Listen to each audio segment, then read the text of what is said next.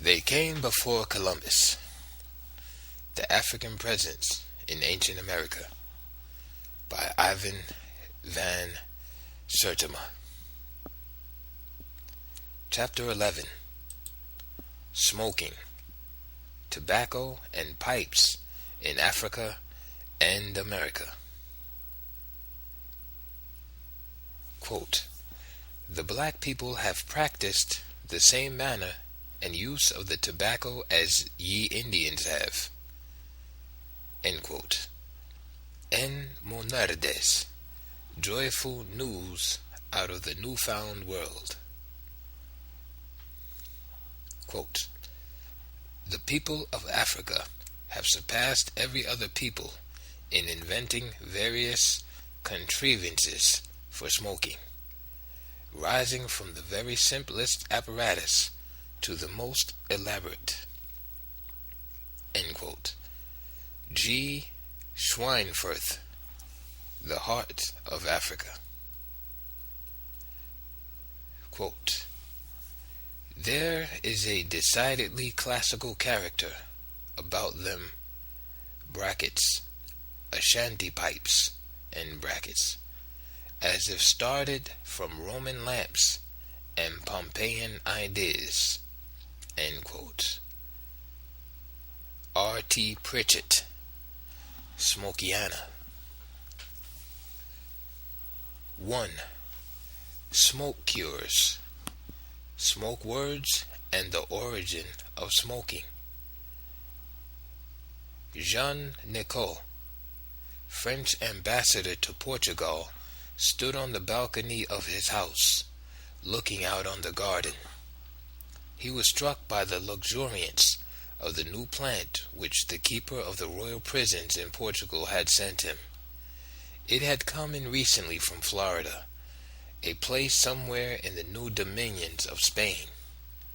He had heard of a plant like this among the Moors, used for curing the noli tangere, but he had dismissed this as irrelevant. All he wanted of the plant was for it to adorn his garden. It was almost as tall as a man, full of leaves, large and long-bearded. He felt, indeed, as if he had acquired from some secret garden a rare and exotic flower of the newfound world. Later that day, a friend of Nicot's, page boy, walking and talking in the garden, felt a sharp itching on his cheek, by the side of his nose. It was an ugly little growth, halfway between a purulent boil and a coldwort, vexing him continually, and because he had nothing on hand, he impulsively tore a leaf from Master Nicot's prize plant and rubbed the spot. A slimy, sticky substance came out of the leaf, but it cooled and tightened the skin like an astringent. To his astonishment, the itching stopped for all that day and the next. The page boy told Nicot of this. He called the young man in, and for a week and a half every day he squeezed the viscous juice of the leaf onto his face. The growth completely vanished. But this was only the beginning. In the kitchen of the embassy a week later, one of the cooks nearly severed his thumb with a great chopping knife. The steward of the house dressed the wound quickly, using the leaves of this plant as a bandage. The thumb was good within a month. News like this travels with the wind. People flocked to the embassy as to the miracle waters of Lourdes. There was the page boy's father, who had a chronic ulcer in his leg, and a woman whose face was so completely disfigured by the ringworm that it looked as if she wore a visor of boils. The juice of this extraordinary plant was applied. Within 2 weeks, the ulcers, the ringworms dried up. The sufferers were pronounced healed. It began to be known as the ambassador's herb. Nicole called in doctors to confirm the cures. He wrote to King Francis II and prescribed it for all nobles in the French court. The Lord of Arnac, governor of Rogel, a close personal friend, was so impressed by the reports that he had the juice of the plant distilled and drunk at the queen's table, claiming that it cured short breath. What has become the king of vices, the sovereign lord of tooth and lung decay, of dentine tartars and pulmonary cancers, was once, from Greco-Roman to medieval times, a sovereign remedy, killer of all aches and worms that attacked tooth or lung, liver or skin, bladder or brain. Thus, tobacco began about 2,000 years as one of the great curers of all ills, and evolved in what it is today, one of the great killers of all times. Smoking in ancient times, however, was no pleasant after-dinner custom. Like the modern enema, the smoke was sometimes funneled into the body through the anus, and smoking through other apertures, like the mouth and nose, was like taking an emergency draught of oxygen in rarefied atmospheres. Various viscous substances were burned in a vessel, and the fumes, rising in a hot thrust, would pass up through a funnel into a distilling cup or glass. The fumes, distilled and condensed in that cup, were used to smoke the patient. They were let out of the distilling cup by way of another tube into some opening, mouth, nose, or anus, to heat, soothe, and clean the affected parts. In that funneling tube, or ambicus, as the alchemist called it, lay the beginnings of our pipe stem. In that receiving cup of distilled vapors, the ambix or masterion, lay the beginnings of our pipe bowl. The alchemists looked upon their distilling apparatus in a very novel way, as a union of male and female. They saw the masterion as a uterus, and nipple-like appendages studded this container. The funnel, or ambicus, as a penis, the hot power of the fumes charging up the ambicus as the male sperm which is transformed into the new chemical combination, deposited in the glass vessel at the end of the tube of the masterion. This distilling apparatus or smoking machine reappears in the most ancient pipes found so far. These are taken from Roman graves and are described by B. Reber in Les Pipes Antiques de la Suisse. A glass at the pipes shows they are masteria turned upside down, and the large pipe bowls seem to feature a knob or nipple like the masterion of the alchemist. The pipe stems come out of the bowl at such an angle as would suggest they were intended to be set into a distilling glass. It is hard to escape the conclusion, particularly when one looks at the survival of the nipple or knob and the lids on some of the bowls, no longer utilitarian, that these pipes are, as Leo Wiener claims, a direct development of the distilling apparatus of the alchemist. These substances, used for medicinal smoking in these early times, did not include tobacco. Henbane and aluminium, a substance close to what is now in use in the manufacture of pipe heads, were the favorites in smoke medicine. In the Salerno school of medicine, henbane was as popular a pain reliever as aspirin is today. The Catholica Magistri Salerni, a medical textbook, says, henbane seed wrapped in a little wax may be put on hot coal, and the smoke should be drawn into the tooth, and the worms will soon be killed. There is also a poem on the toothache, which appears in textbooks of the Salerno school. This is a free translation of the Latin verse. To treat bad teeth that ache and rot, put grains of leek into a pot. Mix well and burn with henbane root, then heat with smoke the ailing tooth. Smoke was also recommended for troubles of the chest, especially coughing.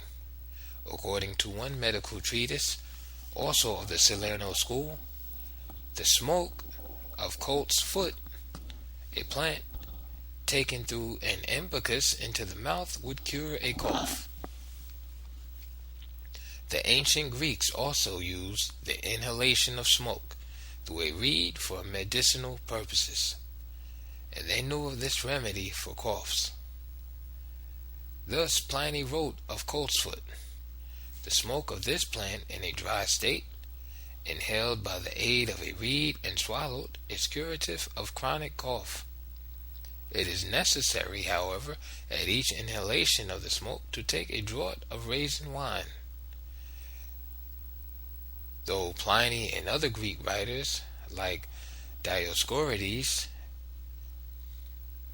a clear picture emerges of the early smoking apparatus and the many cures attributed to smoke inhalation or fumigation.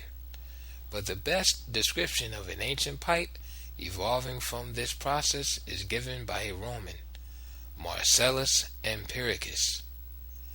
Speaking of coltsfoot for an old cough, he tells how it is gathered in the old moon, dried on Thursday, and then put in a new vessel with burning coals. The top closed carefully with clay and a reed inserted, and through it the humor or hot smoke is drawn into the mouth until it penetrates all the arteries and the stomach. Many substances were smoked, and many cures were effected. These substances, although as various as the ailments they were concocted to cure, had to be fatty and viscous, so as to emit a smoke that was not only strong, but of a consistent intensity and duration. Powders in themselves, it was found, did not yield, in the words of medieval surgeon Ambrose Paré, so strong and so long a fume. But when a viscous substance was mixed and burned with powders, it doth yield them a body and firm consistence. Paré describes smoking cures for obstructions of the brain, ulcers of the lungs, chronic coughs, pains in the ears, pains of the sides, pains of the womb, and even Louis venereal disease, which called for a thorough smoking out of the whole body through all of its openings. The smoking cures of Greco-Roman medicine were passed on to the Arabs, and so was the smoking apparatus. The Arabs, however, although using some of the substances made popular by the Greek and Roman doctors, developed their own smoke medicine chests. This included the viscous and gluey leaf and juice of a plant which came to be known as the tubac. This word was chosen because it is derived from the Syrian word for viscum and glue, dubac. It is in an Arabic medical treatise that one first becomes aware of tubac, a species of tree growing upon the mountains of Mecca, having long, slender green leaves, which slip between the fingers when squeezed, applied as a dressing to a fracture, which, remaining upon it, they consolidate. It is beneficial as an antidote against poisons, taken internally or applied as a dressing, and as a remedy for the mange or scab,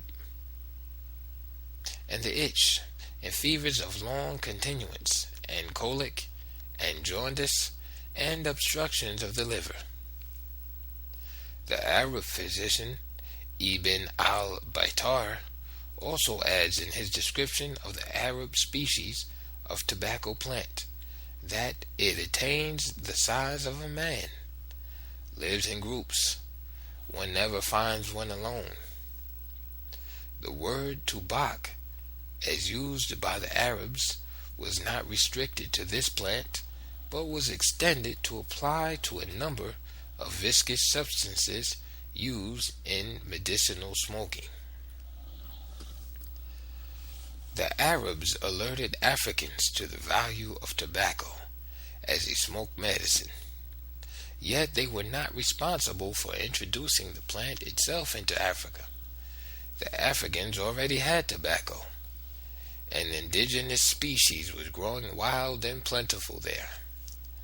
As this plant, however, was initially associated with Arab smoke medicine, even though it was later used by the African medicine men and magicians for other purposes, it became known by the Arab smoke word today, tubak, and this name was disseminated over a great part of the Sudan. Thus we have the roots taba, tawa, tama in the Mandi languages. A pre-Columbian poem on smoking in Africa documents the early use of tobacco. At Kubaka, Captain Banger wrote, "Tobacco serves also for money." By singular homophony with the European name, the inhabitants of the Darfur call it in their language taba. Moreover, this is the usual name in the Sudan, in Fezzan, and at Tripoli in Barbary it is called tabga. I have read a qasida, or poem, composed by a Bakrid, or descendant of the Caliph Abu Bakr, to prove that smoking is no sin. These verses, I think, date back to the 9th century of the Hijra. That would be circa 1450. It would imply, however, a much earlier invention of tobacco smoking in the western Sudan before it spread to the north and seduced Muslims.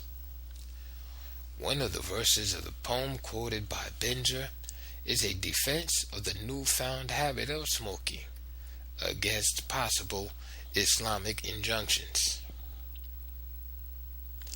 A later reference by O. Hudas shows that Africans introduced oral smoking of tobacco for pleasure and relaxation among the Arabs of North Africa. As the result of the arrival of an elephant from the Sudan in the city of El Mansour, the use of the dire plant called tobacco was introduced into the Maghreb, since the Negroes who had brought the elephant also had brought tobacco, which they smoked, claiming that the use of it offered great advantages.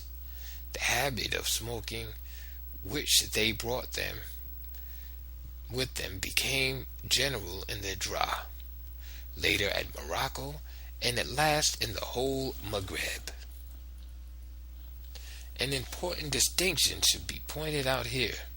Tobacco, as such, was not new to the Arab world. A species of the tobacco plant had been used by the Arabs in early medieval smoke medicine. The medical uses of this plant and other viscous-like substances, grouped under the general name of tubak, had differed to the Africans. But the Africans not only introduced their own brand of tubak, along with other aromatic herbs they imported, as did the Arabs for that matter, along with what they inherited from the Greco-Roman medicine chest. They also introduced a range of new functions. They used tobacco for all sorts of things: money, magic, meditation. Among Africans, smoking the tubac did not remain a painful fumigation of the insides in times of illness. Rather, from their emphasis on oral smoking and their refinements on the pipe, smoking became a source of great meditative and tranquilizing pleasure. It was this latter function that spread to the Arab world as an innovation and an influence. The Arabs had also smoked for the pleasure that the burning and inhalation of hallucinatory or narcotic substances brings, but they knew this function only in relation to hemp and opium. Tobacco was simply medicine to them, smoked or raw. It is remarkable that the word tubac, which was used in pre-Columbian Africa, should be found at the time of the Spanish contact already in use among the American Indians for the smoking reed and the act of smoking. Tubac, as the name for the plant, did not originate in America, as later scholars have assumed, for the plant at the time of Columbus's arrival was not called tubac by the natives. The Mexican word piquetel was among the several Native American words for the plant, although Wiener claims the word has an un-Mexican foundation. The initial morpheme pic being found in no other Mexican word, and the yetel being a possible corruption of yuli, which in several South American languages is an approximation of the Mandi word for smoke, duli. Wiener also makes a case for an Arabic derivation of the American smoke word, betun, from betun. The letters B and P are interchangeables, from bitumen. The main viscous substance in the Greco-Roman smoke medicine chest, replaced by the general Arabic term for smoking substances, tubac. On the strength of his philological computations, Wiener insists that the plant itself was an importation into America by the Africans. Evidence, however, seems to suggest that the functions, not the plant itself, diffused to the New World from Africa. The applications of tobacco within the African and New World medieval cultures are so remarkably similar as to establish the case for a pre-Columbian diffusion of medicinal and ritual uses of tobacco. But the methods of cultivation are so different as to suggest independent origins of the tobacco plant. The Africans, for example, are reported as pounding it while it is fresh, as soon as it is picked, without curing or drying it, pressing the leaves and making them into bricks, which they then dry slowly in the shade. While the Americans are found in most cases doing the opposite, drying the tobacco first and then crushing the leaves. What was new, what was African, was the habit of smoking tobacco orally, and the instrument developed for such smoking, which is not as natural as it is assumed today. In one Caribbean island where the habit had probably not yet fully diffused, some Americans were first seen by Columbus smoking with a Y-shaped reed through the nostrils. Hence, when oral smoking and the instrument for oral smoking, the pipe, were introduced into some parts of the Americas by the Africans, the Americans borrowed the Arab-African name tubac and used it to name the act of smoking and the pipe, but not the plant itself, for which presumably they already had a native name. Observations by the naturalist G.F.D. Oviedo support this. The Indians of this island use, among other of their vices, one which is very bad, and that is smoking, which they call tobacco, in order to lose consciousness. This instrument with which they take the smoke, the Indians call tobacco and not the herb.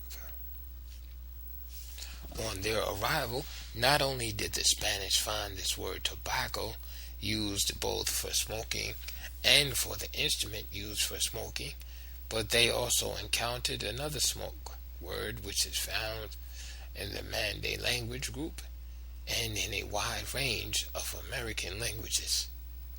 The Malinke words meaning to smoke are diamba and dayamba. These can account for the South American smoke words such as the Guipinavi, Dema, Tariana, Eema, Maypures, Jama, Guahiba, Sama,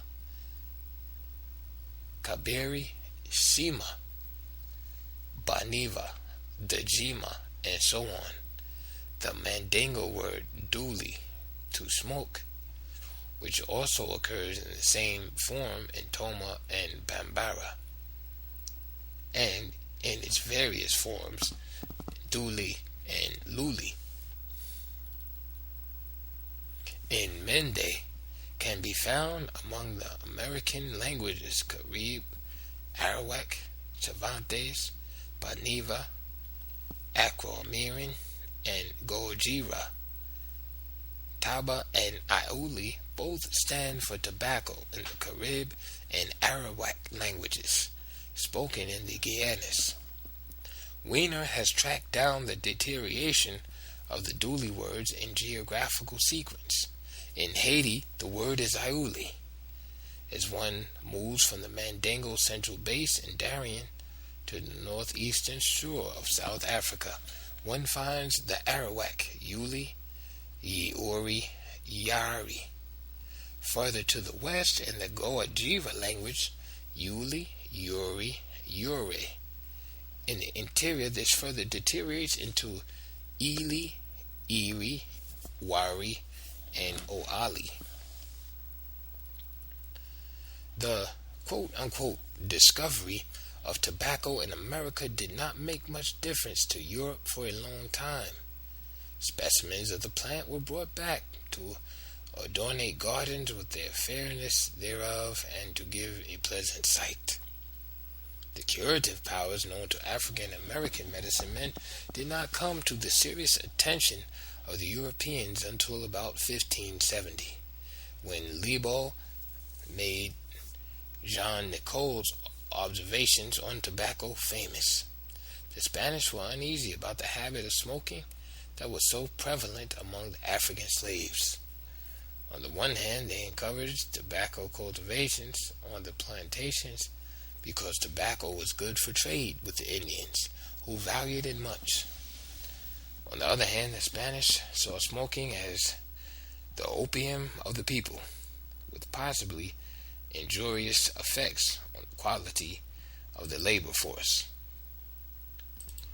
Wide as the use of tobacco became among the Indians as medicine, particularly in the form of powders, juices, leaf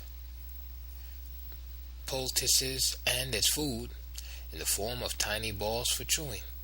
The burning of the tobacco for oral puffing and inhalation, true smoking, was a habit only of the American Indian elite, indulged in by nearly all Africans, men and women. It was largely restricted to Indian chiefs, wealthy Indians with many wives, or the Indian priests and medicine men. The common people would usually smoke on ceremonial occasions, at a celebration or festival. Thus we learn of some Indian tribes in the far north of the American continent, now Canada, who smoked heavily at a tabagi. Tabagi is a word for festival or banquet that closely resembles the Wolof word for festival. Tabasco or Tabaski, quote unquote, the December feast, the Mandingo Tabaski, and the Piul and Berber Tabask, or Feast of Sacrifices. In 1560, the French ambassador to Portugal, Jean Nicot, became aware of the use of tobacco among the black Moors as a cure for the nole me tangere, or cancerous ulcers, and fistulas. He wrote to the Cardinal of Lorraine in April of that year, "I have acquired an herb of India." America in these years was still being called India, and the Americans Indians, the distinction being made between Oriental India and Occidental India. An herb of marvelous and approved property against the nole me tangere and fistulas, declared incurable by the physicians, but by this herb of prompt and certain cure among the Moors.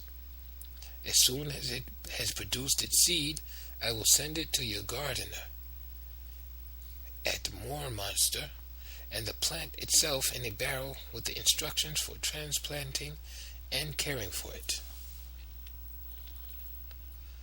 As we have noted, Nicole was given this herb by the keeper of the royal prisons in Portugal.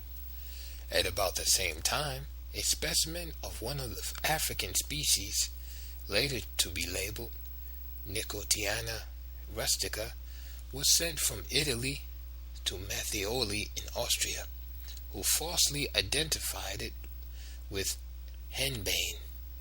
Nicole, partly on the scant information about the tobacco plant that was recorded from Africa and America, and his own experiments on the relatives of the page boy and the cook in his embassy, quote unquote, discovered tobacco, at least as far as Europe was concerned.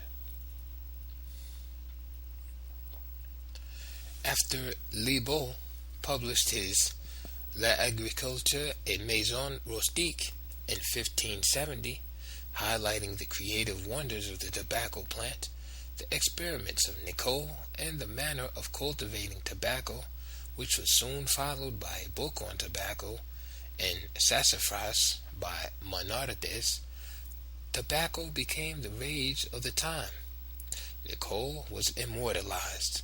Hence, the botanical labels Nicotiana tabacum and Nicotiana rustica, and the crucial element in tobacco, nicotine. Today, when 25 million Americans have succeeded in abandoning the tobacco smoking habit to save themselves from possible cancer, the thought of tobacco as one of the great curative herbs comes as something of a shock. What is a life taker in one preparation is a life giver in another. From the works of Libaud and Monartes, the stories of a miracle unfold. The juice of the tobacco leaf glueth together and soldereth the fresh wounds and healeth them. The filthy wounds and sores it doth cleanse and reduce to a perfect health. The Indians chew tobacco for food. When drought and hunger attack them, they can chew it for days and eat nothing else. The bear does the same thing in hibernation. Without meat or drink, he just lies and chews his paw. The circulating saliva retains body heat. Sir John Hawkins also in 1564 observed this capacity of tobacco takers to withstand hunger and thirst.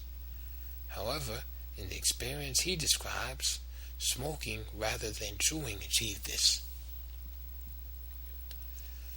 The Floridians, when they travel, have a kind of herb, dried, who, with a cane and earthen cup in the end, with fire, and the dried herbs put together, do suck through the cane the smoke thereof, which smoke satisfieth their hunger, and therewith they live 4 or 5 days without meat or drink.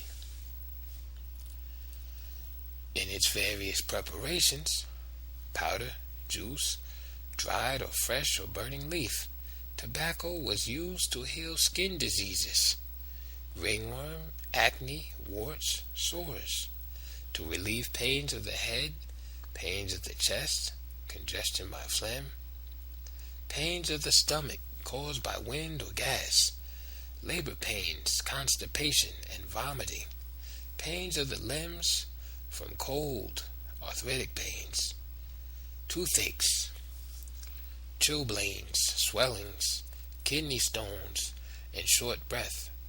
It could cure carbuncles, cankerous ulcers, shooting pains, fevers, the mange and the itch, cold affections of the liver, the worms, dropsy, the most stubborn of old corruptions, and the freshest wounds of war. Tobacco juice was a powerful antidote to the stings of scorpions and the deadly effects of poisoned arrows. Tobacco was also used as a tranquilizer in Africa and America. The black people, wrote Monartes, have practiced the same manner and use of the tobacco as ye Indians have. For when they see themselves weary, they take it at the nose and mouth, and it happeneth unto them, as unto our Indians, lying as though they were dead 3 or 4 hours, and after they remain lightened without weariness, for to labor again. And they do this with great pleasure, that although they be not weary, yet they are very desirous to do it. The use of smoking as a tranquilizer was secondary to its use for magic and sacred ritual. The first place in the magician's pharmacopoeia is occupied by the aromatic plants for burning. There is no important ceremony and no invocation of the spirits without specific instructions as to what aromatic plant is to be burned. From this use of the tobacco in Africa, there arose the habit of oral smoking, that is, smoking as it is known today. Some of the ritual and divinatory uses among the American Indians are identical with those among the Africans. One of the marvels of this herb, and that which bringeth most admiration, is the manner how the priests of the Indians did use it, which was in this manner: when there was amongst the Indians any manner of business of great importance, in which the chief gentleman called caciques, or any of the principal people of the country, had necessities to consult with their priest in any business of importance, then they went and propounded their matter to the chief priest, forthwith in their presence. He took certain leaves of the tobacco, cast them into ye fire, and did receive the smoke of them at his mouth, and at his nose with a cane, and in taking of it he fell down upon the ground as a dead man, and remaining so according to the quantity of the smoke that he had taken. When the herb had done his work, he did revive and awake, and gave them their answers according to the visions which he saw. Schweinfurth, in his book, The Heart of Africa, has commented upon the remarkable correspondences between tobacco cultures in the Old and New Worlds.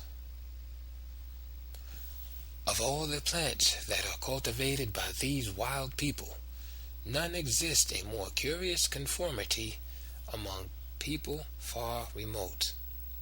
Assuming the Africans knew nothing about tobacco in pre-Columbian times, he cannot understand how Africa took to tobacco so quickly, and how its culture was so deeply affected by it.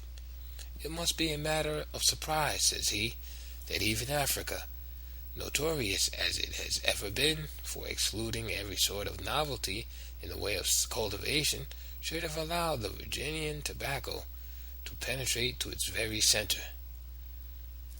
Not suspecting the linguistic derivation of the word from Arabic, he wonders how it is that there is not a tribe from the Niger to the Nile which has any other word but tubak to denote the plant, apart from tobacco to denote both the Nicotiana tabacum, Virginia or American tobacco, and Nicotiana rustica. There are a number of African words for the Nicotiana rustica. The Nicotiana tabacum is always and only known as tobacco. Schweinfurth points to one exception, the Niam tribe, which calls the American brand of tobacco Gunde to distinguish it from their native tobacco, Nicotiana rustica. On the question of the native home of the Nicotiana rustica, which grows wild and plentiful in Africa, Schweinfurth is cautious. Quite an open question, I think it is, whether the Nicotiana rustica is of American origin. Several of the African tribes had their own names for it. Here amongst the Bongo, to distinguish it from the American brand, they call it Mashir. Schweinfurth further points out that African Nicotiana rustica is distinguished by the extreme strength and by the intense narcotic qualities it possesses. After pondering the question of the original home of the Nicotiana rustica species, which he leaves open, Schweinfurth concludes, at all events, the people of Africa have far surpassed every other people in inventing various contrivances for smoking, rising from the very simplest apparatus to the most elaborate. He conjectures that the Africans, although they must have had their own tobacco, favored the foreign growth, Nicotiana tabacum, because smoking either of the common tobacco, Nicotiana rustica, or some other aromatic weed had in some way already been a practice among them. Schweinfurth correctly assumes, like the botanist de Candolle, that the wide distribution of Taba words in Africa indicates that they proceed from some common source. His mistake in placing the original source of the word in America is based on the accepted theory that it was first used there. But Wiener's investigation of the medical method of fumigation makes it certain, without any dispute, that the tobacco of the Arabs spread throughout Africa without any American influence. There are a number of other linguistic clues to this which have not yet been mentioned, such as the African cassette or pipe, from the Arabic kasaba, and bukor in the Niger Valley from the Arabic bahur, which is, quote, incense smoked with tobacco for cold, end quote. 2. Oral smoking and the pipe. There were hundreds of people strolling up and down the streets of Tlatelolco. It was a market day, and the murmur of the vast crowd was so great that after a while he could hear nothing but a humming, as though he were walking under the lake. There were women cooking on their stoves in the open air, stews and spiced maize porridge, sweetmeats made of honey, maize cakes, and those savory tamales whose steamed maize crusts were stuffed with beans and meat and pimentos. He was tempted to stop and regale himself, but he wanted to get to the far end of the marketplace, where they sold those quaint little smoking tubes they called tobacco. They were such exquisite things, though the best of them, such as those the priest and the caciques used were not commonly on sale. Behind the stall stood a black-skinned trader from the hot lands. He was selling mostly cotton mantles and quetzali feathers, but on one side, spread out on an animal hide, lay the smoking tubes. He had thought the purchase would be quick, but he was startled by the variety of the merchandise. Some were so tiny that they were lost between the fingers, some so long that one could sit by the tobacco in the cool and place the bowl of burning pistil at one's feet. Some seemed showered in fine gold, and it was difficult to tell how this effect and sparkle was achieved. Others were blackened and polished with coal or painted in the white, bright powder of chalk. Flowers, fishes, and eagles adorned many of them, and the bowls were sometimes the vivid heads of these foreign blacks or the forms of tropical animals. He chose a cylindrical tube. The interior was stuffed with aromatic herbs and charged with something he knew burned long and slow. He could hardly wait to light it. He drew the smoke in deep and would not let go of the vapors until he felt giddy. Then at one point there was a rich, pure flame without smoke. In this flame he saw a hidden painting, uncoiled like a snake aroused. It came and vanished in an instant. It was the body of a woman who danced into life and death as the fire started and stilled her. Our pipe smoker is taken from the early 15th century marketplace of Tlatelolco. Oral smoking in America and the instrument specifically designed for this were introduced about a century before then, but it has always been assumed that the habit and the pipe, both called tobacco in a great part of the New World, were of great antiquity in America. A re-examination of the evidence shows that this was not the case. Evidence of smoking pipes in America does not go back beyond a century and a half at most, before Columbus. Some receptacles in the bowls of which certain substances were burnt were misclassified as smoking pipes, but the orifices are too large for oral smoking, almost as large as the mouths of chimneys. An ancient Mexican painting of a man blowing out air from a trumpet-like object has been falsely identified as evidence for a very early pipe. Other so-called ancient pipes have been misdated through carelessness. A pipe with a wooden stem is featured in W.K. Moorhead's The Stone Age in North America, but this is no Stone Age pipe. It comes from the basket maker caves in Arizona. Pipes found in these caves are described in considerable detail by S.J. Guernsey and A.V. Kidder in their studies, Basket Maker Caves of Northeastern Arizona, and Archaeological Explorations in Northeast Arizona. A stone pipe and part of a clay pipe were found in a plundered grave in Arizona. But according to Wiener, plundered graves cannot from the starting point for any chronology, or the ascertainment of culture to which the objects belong, since these pipes may have gotten much later into the open graves. As for clay pipes, these could not belong to a culture as early as that of the so-called basket makers, because the ancient basket makers did not yet know how to work in clay.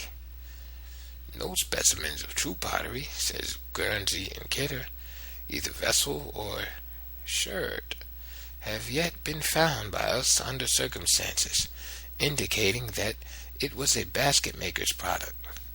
Clay jars found in the cave were undoubtedly cached at a comparatively late date.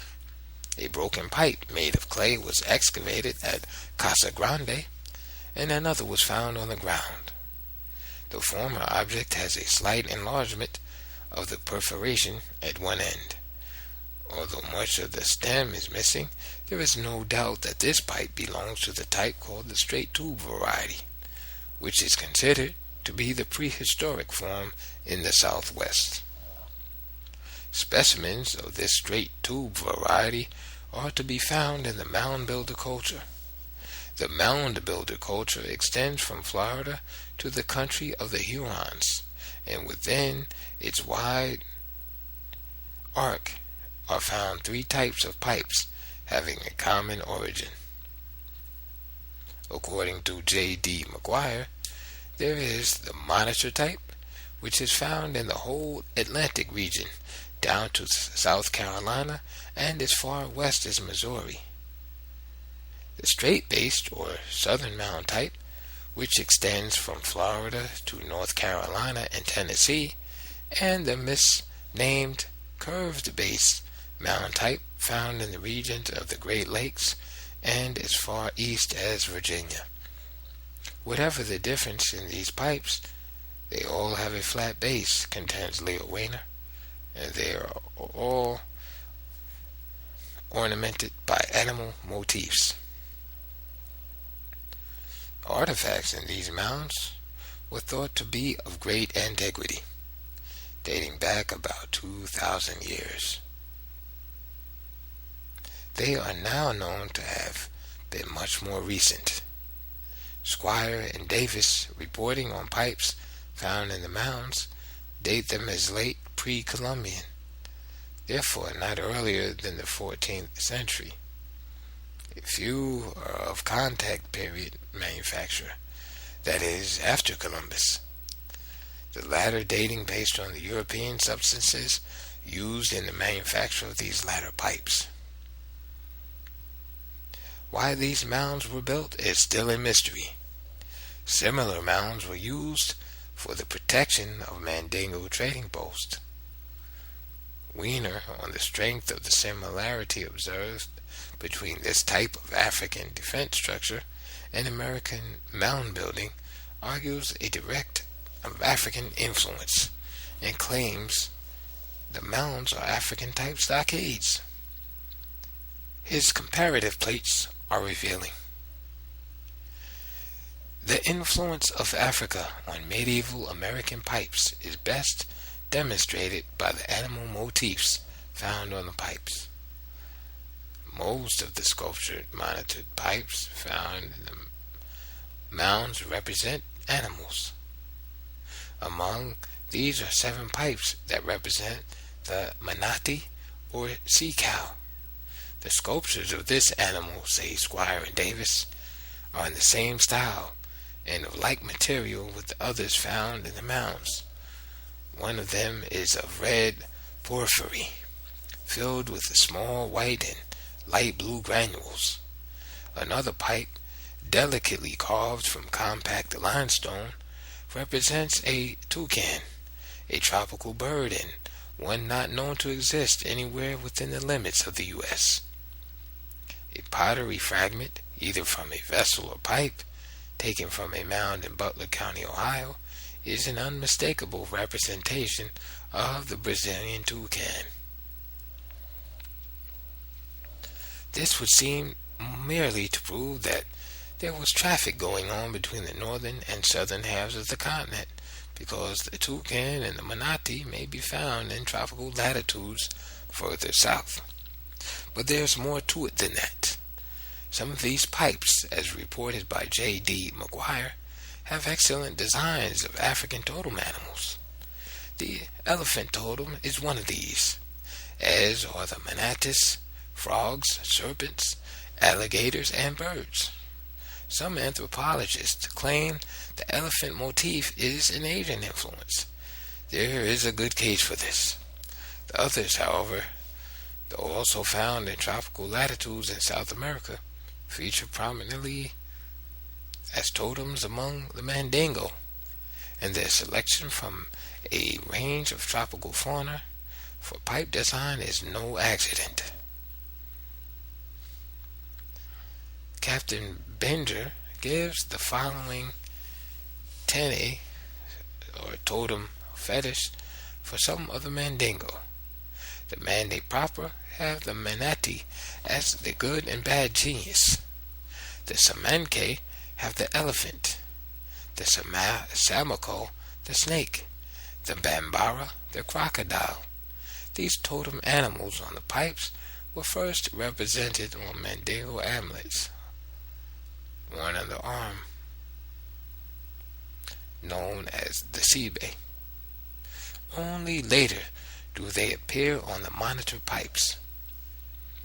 These totemic amulets or fetishes, called by the Americans Sibe or Kole Sibe, are mentioned by the Franciscan priest Ramon Payne as in use among the American Indians, who wore them around their neck or on their arm. They were first made of a stone resembling marble.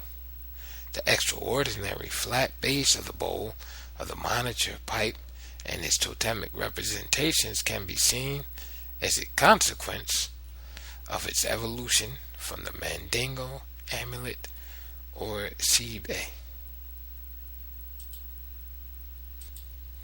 R.T. Pritchett, in his book Smokiana, remarks on the amazing similarity between the Guinea pipes and those of the North American or Red Indians. Of the two Ashanti pipes, one of them has for ornamentation a bird looking back at the bowl. Pritchett comments on their beauty, antiquity, and possible source of inspiration in the Greco-Roman world. The light-colored red clay of the Ashanti pipes is very striking, and the form of the bowl still more so. There is a decidedly classical character about them, as if started from Roman lamps and Pompeian ideas. Another plate features a long Dahomey calumet pipe with hair tuft or adornment. The hanging tufts, Pritchett comments, are of Red Indian character. The human form is also frequently represented on the pipes, either the head alone or a man crouching with head turned back. Of the first types, E.G. Squire and E.H. Davis reproduce one of which the workmanship is unsurpassed by any specimen of ancient American art, which has fallen under the notice of the editors, not excepting the best production of Mexico and Peru. One of the finest crouching figures is that on the bowl of a long pipe with a large orifice. It is now in the Museum of the Historical Society of New York, but its history is unknown.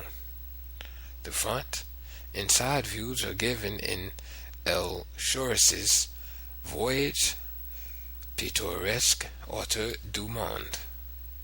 The thick negroid lips and broad, generous nose of this figure are well defined. Beside the compound bracelets, 5 on the wrist, 6 on the upper part of the arm, and 4 on the calf of the leg, are of a type found only in Africa. The headgear consists of whorl figures on the right and left, and the tuft in the middle. The whole seems to be a kind of hood, the flaps of which come over the neck. It is to be noted that the majority of the pre-Columbian heads on pipes have just such a tuft in the middle. Even where the bowl obliterates this tuft, we still find the 2 knots at the side. This African top knot, represented in an exceedingly large number of figurines found on pre-Columbian American pipes and pottery, is not the only African feature. Equally interesting are the striations or markings on the faces of the figures. Captain Bender has given elaborate tattooing tables for a large number of African tribes, and some of the man-day striations are identical with the American. Negroid heads and masks in pre-Columbian American art have already been dealt with in Chapter 2. A number of other finds should be noted here. Terracotta mask that Desire Charnay, a French anthropologist, picked up on the site of the Pyramid of the Sun at Teotihuacan, Mexico, included several that are unmistakably Negroid. One of these has woolen hair and 2 side knots. Another has a head adornment with 3 excrescences. Yet another has a knot with a rosette design. All familiar characteristics of West African coiffure. In summary, the smoke medicines of the Arabs, classified under the general name Tubak, were passed on to the African medicine men. These smoke medicines had been passed on to the Arabs earlier by Greco-Roman medicine, except that for the bitumen, henbane, and other viscous plants that the Greeks and Romans used, the Arabs substituted their own herbs, particularly the tubak, as described by Ibn al-Battar. The Africans likewise used their own native tubak as a smoke medicine. Jean Nicole specifically refers to tobacco cures among the Moors before American tobacco began to be imported into Africa. From the medicinal use of tobacco among the Arabs and the medical and magical use of it among the Africans, there arose the habit of oral smoking. This led to the development and refinement, if not the innovation, of pipes among the Africans. The habit of oral smoking, several medicinal and magical functions of the tobacco, smoking words and smoking pipes, some with animal motifs and Mandingo totems, were transferred from the Africans to the Americans in pre-Columbian times. End of chapter 11.